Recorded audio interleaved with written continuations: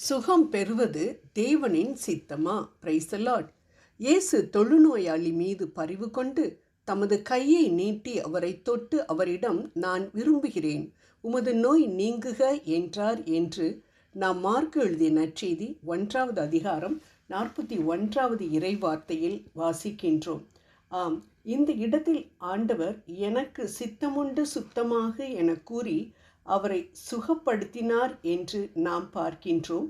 இதிலிருந்து சுகம் அடைவது, சுகம் கொடுப்பதும் தேவனுடைய சித்தம்தான் என்று மிகவும் அருமையாக தெளிவாக தெரிகின்றது.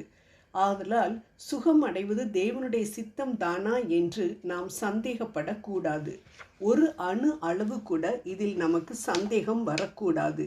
நாம் சுகம் பெறுதல் தேவனுடைய பரிபூர்ணம் சித்தம் என்பதை மனதில் கொள்ள வேண்டும். ஆம், ஒரு சில நேரங்களில் மட்டும் ஆண்டவர் சுகமளிக்க தாமதிக்கலாம், அல்லது அவரது நாம மகிமைக்காகவோ அல்லது நம்மை குறித்ததான அவரது திட்டத்தை நிறைவேற்றுவதற்காகவோ குணமளிக்காமல் போகலாம். விவிலியத்தில் இதற்கான சான்றுகளாக புனித பவுலையும் தீமோத்தேயுவையும் எலிசாவையும் லாசருவையும் நாம் பார்க்கிறோம்.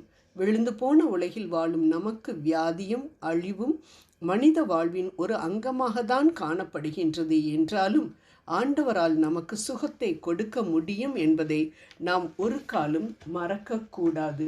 அன்பானவர்களே, இதற்காக சுகவீனத்தை பற்றிய சுய பரிதாபத்தை நாம் விட்டொழிக்க வேண்டும் என்று விவிலியம் நமக்கு எடுத்துரைக்கின்றது. சுய பரிதாபம் நன்றியற்ற தன்மையை குறிக்கின்றதாக அமைவதினால், ஆம், சிலர் தங்கள் வியாதியை பற்றி புலம்பிக் கொண்டே இருப்பார்கள்.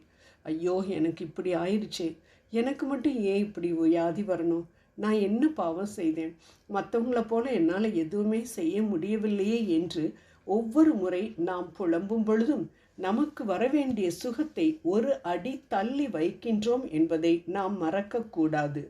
புலம்புவது ஒரு பாவம் என்பதை மனதில் கொள்ள வேண்டும். வியாதியினாலும் பெரிய இழப்புகளினாலும் வீதிக்கு வந்த யோபு தன் நாவினால் ஒரு பாவமும் செய்யவில்லை என்பதை யோபு 2:10 வாசிக்கின்றோம். இதன் பலன் என்ன தெரியுமா?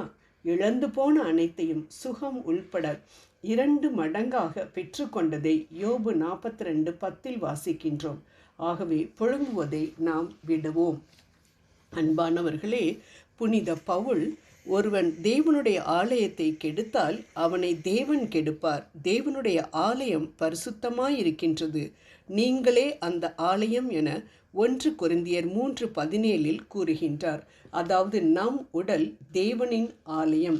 அதை சரியாக பராமரிக்காமல் போவது ஆலயத்தை, அதாவது தேவனை அவமதிப்பதாகும் என்று கூறுவதாக தானே இருக்கின்றது. இது சரியான அளவு உணவு உட்கொள்ளுதல், சரியான அளவு ஓய்வு எடுத்தல், தேவையான உடற்பயிற்சி செய்தல், வியாதியை கொண்டு வரும் தீய பழக்க வழக்கங்களை தவிர்த்தல் போன்ற இயற்கையான விதிமுறைகளையும் நோயற்ற வாழ்வு வாழ நாம் கைக்கொள்ளுதல் வேண்டும் என்று குறிப்பிடப்பட்டிருக்கின்றது.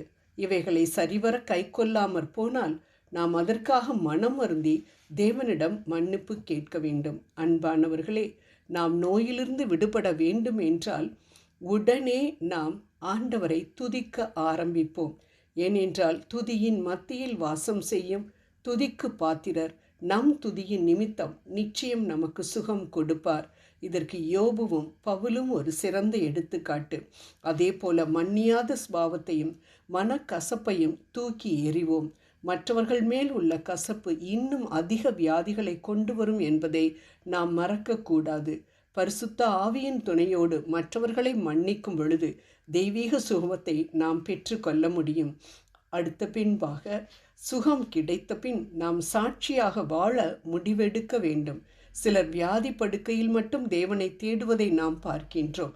ஆம், அப்படி இல்லாதபடிக்கு எனது வியாதியிலிருந்து எனக்கு விடுதலை கிடைத்த பின், ஆண்டவரே, நான் உமக்கு சாட்சியாக வாழ்வேன், என் ஆண்டவர் எனக்கு இதை செய்தார், உங்களுக்கும் செய்வார் என்று மற்றவர்களிடம் நான் சாட்சி கூறுவேன் என்று உறுதி கொள்ள வேண்டும். அப்பொழுது தெய்வீக சுகம் நம்முடையதே.